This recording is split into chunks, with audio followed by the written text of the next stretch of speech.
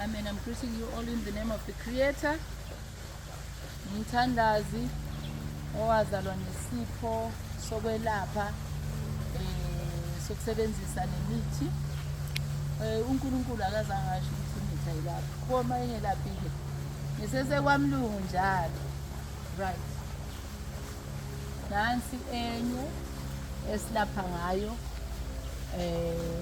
into eziningi. Iyathakwa ke lena. Indala nje obubona la.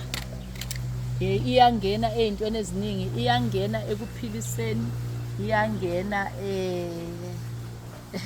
ezintweni eziningi. Kodwa ngizogcina lapha. Ngithe mina lezi zinto lezi azifani kodwa ziphuma ku same family yama succulents. So succulents is a tree that withstand heat. Ihlala imile nje. Naleyo you can deduce ukuthi okay njengoba ihlala imile kanje noma ngabe kushisa kanjani na ku desert nangani ngani nge-heat wave lesinayo ihlala imile nalapho kufanele wazi ukuthi yenzani. Right. Another type of a succulent which is very rare. It's an import. Nansi. This is an import.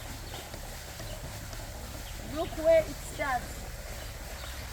Intelezi ke nalo ngabona impande. Uyayibona ingakanani? It's rare. It's one of the rare ones. Ngithe mina ngiyithole la kwaMlungu. Ngithole kwaMlungu.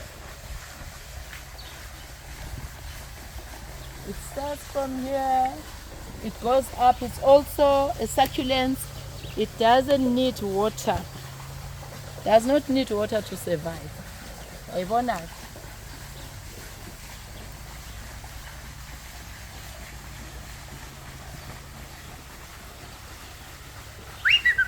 Okay.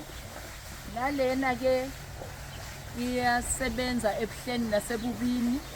As you know, amaqhawe, amakhosi ayesilwa. They used to fight for land that is still that we lost. Yayibenza babe nenye indlela.